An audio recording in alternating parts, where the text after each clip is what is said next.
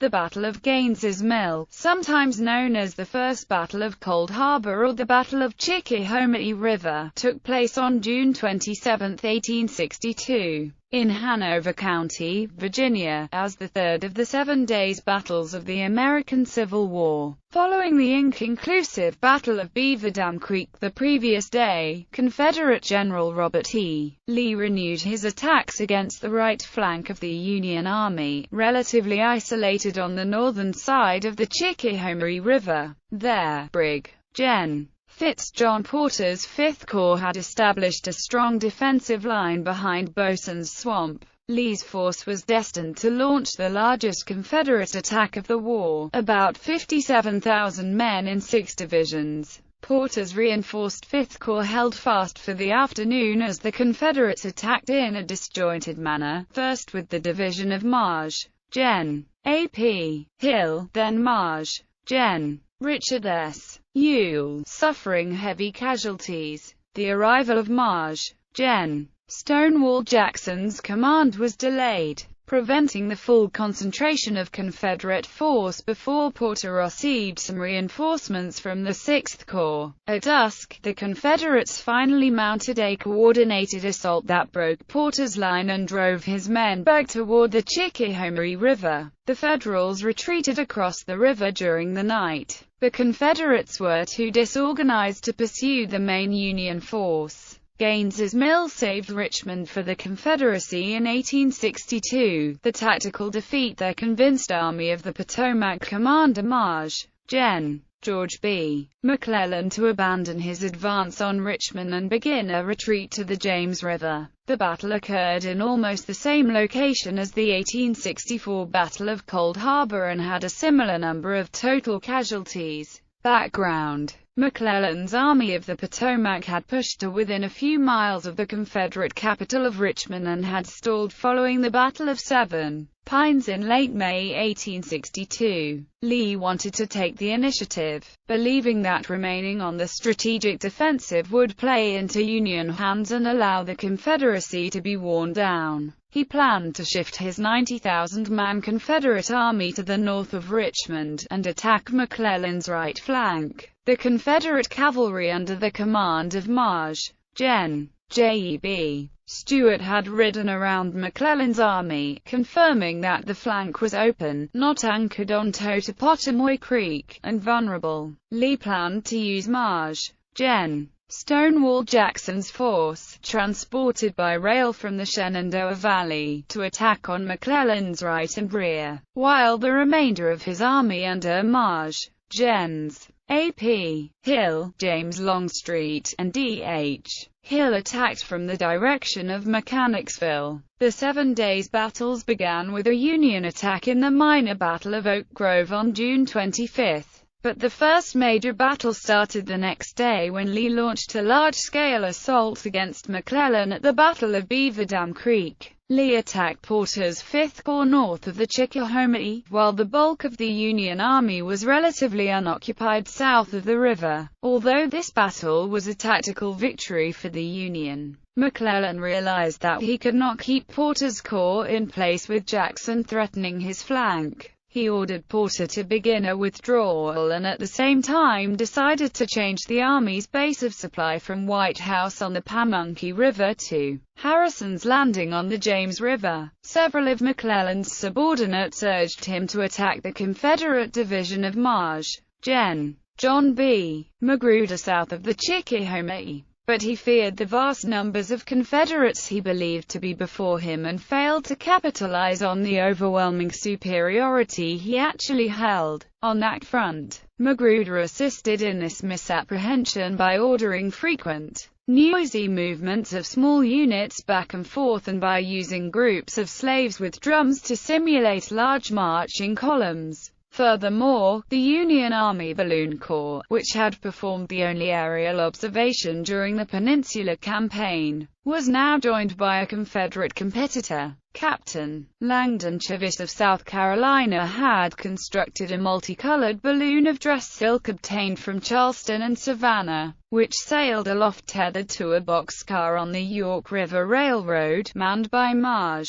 Edward Porter Alexander. The appearance of this balloon reinforced McClellan's fear that the Confederates were planning for an offensive against his left flank. For the second day, the Confederates were able to continue fooling McClellan south of the river by employing minor diversionary attacks to command the attention of 60,000 Federal troops while the heavier action occurred north of the river. The order to Porter's Corps came just before dawn and they did not have adequate time to prepare a strong rear guard for the withdrawal, resulting in numerous men from Brig. Gen. George A. McCall's division being captured by the advancing Confederates. Porter selected a new defensive line on a plateau behind Bosun's Swamp, just to the southeast of a mill owned by Dr. William F. Gaines. It was a strong position, with two divisions laid out in a semicircle, Brig. Gen. George W. Morrell on the left and Brig. Gen. George Sykes on the right, and two divisions in reserve, Brig.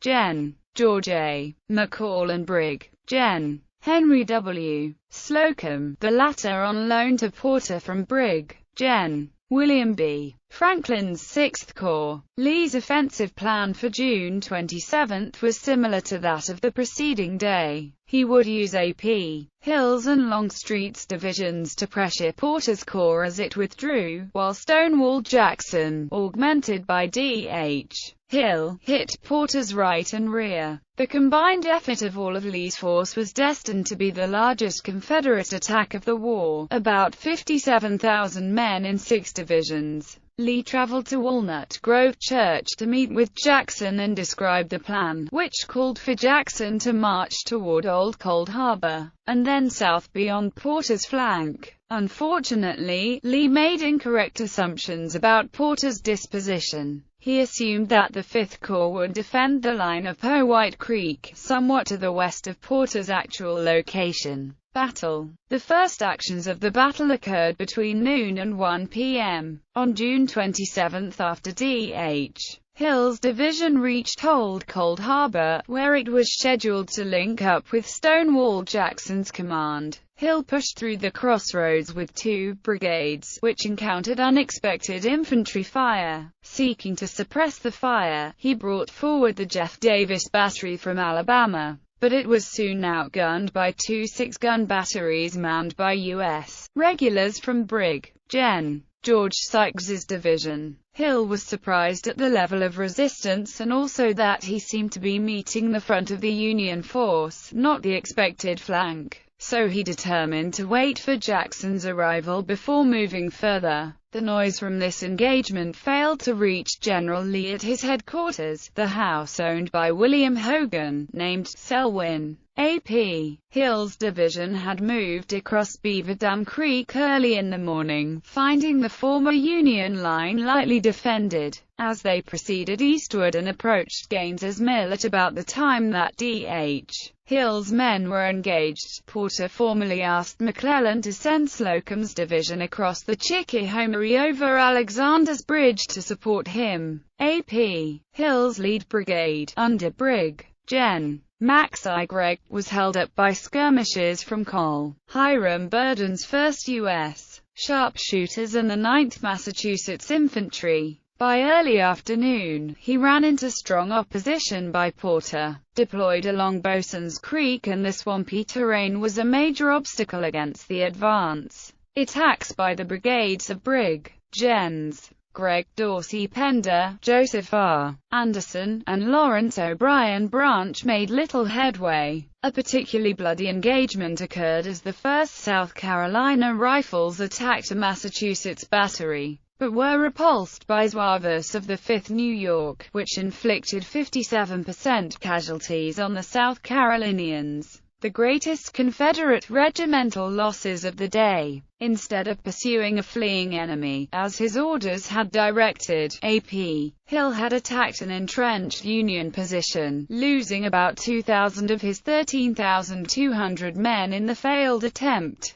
Combined with his attacks at Mechanicsville the previous day, the Light Division had lost over a quarter of its men. General McClellan was encouraged by the telegrams Porter sent back to his headquarters a few miles to the rear. He replied, "If the enemy are retiring and you're a chasseur, pitch in." He also told Franklin to cross the river over the Duane Bridge and attack the enemy's flank if he saw a chance. But he was dismayed to hear that the 6th Corps commander had destroyed the bridge for fear of a possible enemy attack. At the same time, Brig. Gen. Edwin V. Sumner of the 2nd Corps reported enemy activity in his front. McClellan's optimism was dashed and he ordered that his headquarters equipment be packed up in preparation for the retreat. On the Confederate side, General Lee had been an active participant in the failed assault, rallying his troops too close to the front for their comfort. As Longstreet arrived to the southwest of A.P. Hill, he saw the difficulty of attacking over such terrain and delayed until Stonewall Jackson could attack on Hill's left. For the second time in the 7 days, however, Jackson was late. A guide from the 4th Virginia Cavalry, Private John Henry Timberlake, had misunderstood Jackson's intent and led him down the wrong road. After they counter-marched, losing about an hour, Jackson's troops found the road to Old Cold Harbor obstructed by trees felled by the retreating Union Army and were harassed by sharpshooters, delaying their arrival. The first of Jackson's command to reach the battlefield was the division of Maj.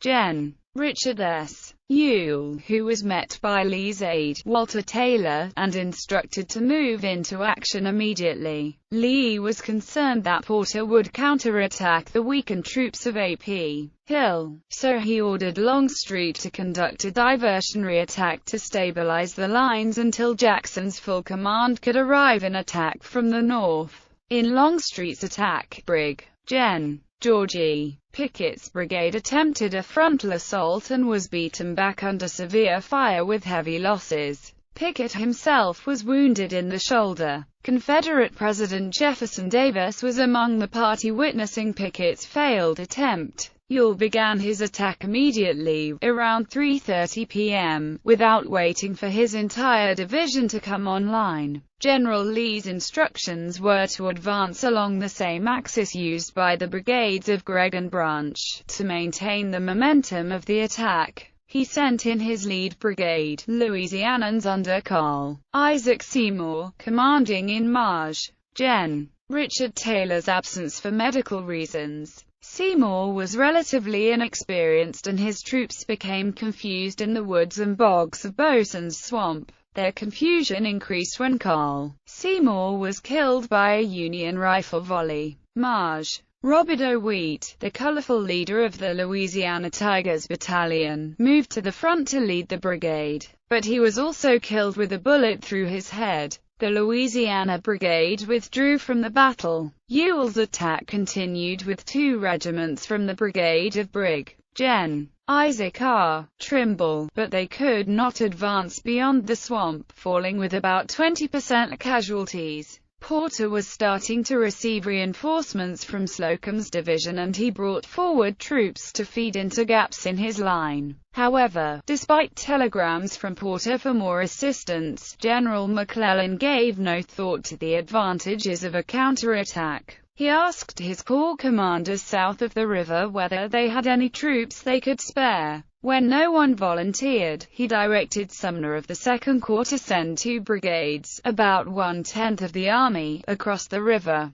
But because of the distances involved they would not reach the scene for another 3 hours. When Stonewall Jackson finally reached Old Cold Harbor, weary from the marching and counter-marching, he began to arrange his troops and those of D.H. Hill to trap the Federals he expected to be driven east by Longstreet and A.P. Hill. He soon received instructions from General Lee that informed him of the current situation and he began to prepare his command to assault the main Federal line. Faulty staff work prevented his men from moving forward for over an hour. While Jackson rode back and forth distractedly, his chaplain and chief of staff Maj. Robert L. Dabney took the initiative to find the divisions of Brig. Gens. William H. C. Whiting and Charles S. wider and corrected the garbled instructions they had received. Generals Lee and Jackson met on the Telegraph Road to coordinate a final assault across the entire Federal line. Lee's assault at 7 p.m. was conducted by 16 brigades, about 32,100 men.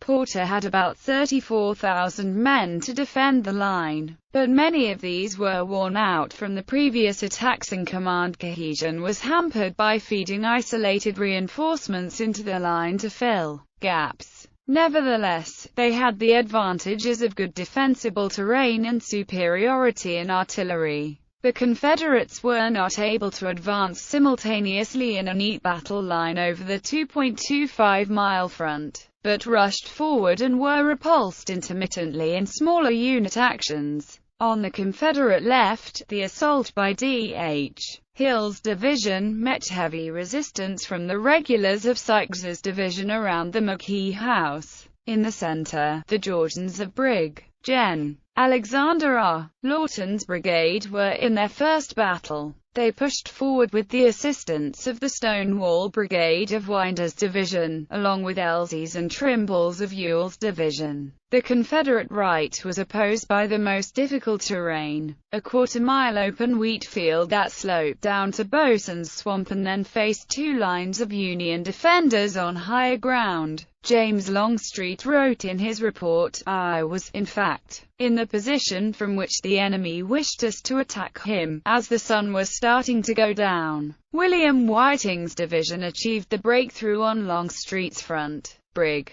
Gen. John Bell Hood's Texas Brigade moved forward swiftly and aggressively and broke a hole in the line. Pickett's brigade also succeeded in its second assault of the day. Confederate breakthroughs on their center and right could not be counted and the Union line crumbled. Sykes's regulars conducted an orderly withdrawal from the McKee House to Grapevine Bridge. The Union brigades of Brig. Gens. Thomas F. Maher and William H. French arrived from the Second Corps, too late to help other than as a rear guard for Porter's retreat. A battalion of the 5th U.S. Cavalry under Captain Charles J. Whiting made a desperate charge against the Texas Brigade, but was forced to surrender after heavy losses. By 4 a.m. on June 28, Porter withdrew across the Chickahominy, burning the bridges behind him. Aftermath. Gaines's Mill was an intense battle, the largest of the 7 days and the only clear-cut Confederate tactical victory of the Peninsula Campaign. Union casualties from the 34,214 engaged were 6,837. Of the 57,018 Confederates engaged, losses totaled 7,993.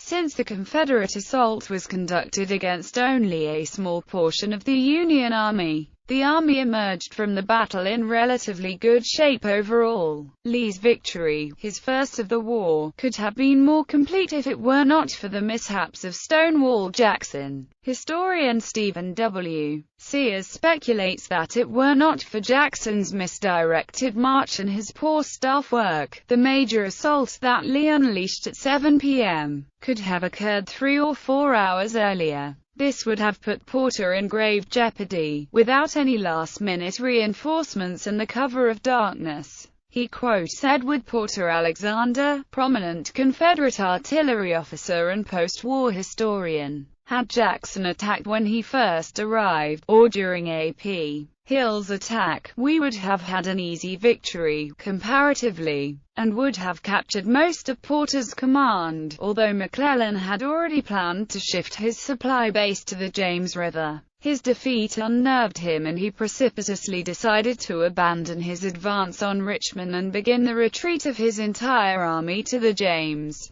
Gaines's Mill and the Union retreat across the Chickahominy was a psychological victory for the Confederacy, signaling that Richmond was out of danger. Battlefield preservation. The only preserved portion of the Gaines's Mill battlefield for nearly 150 years was a 60-acre section of the battlefield under National Park Service control around the Watt House. This tract is only a small fraction of the more than 2,000 acres that comprises the battlefield. In 2011, Two preservation efforts were completed by the Richmond Battlefields Association and the Civil War Trust, the first preservation successes at Gaines's Mill since before World War II. This new 285-acre Longstreet attack tract greatly expanded the amount of preserved land at Gaines's Mill. The Civil War Trust has saved 314 acres at Gaines Mill to date.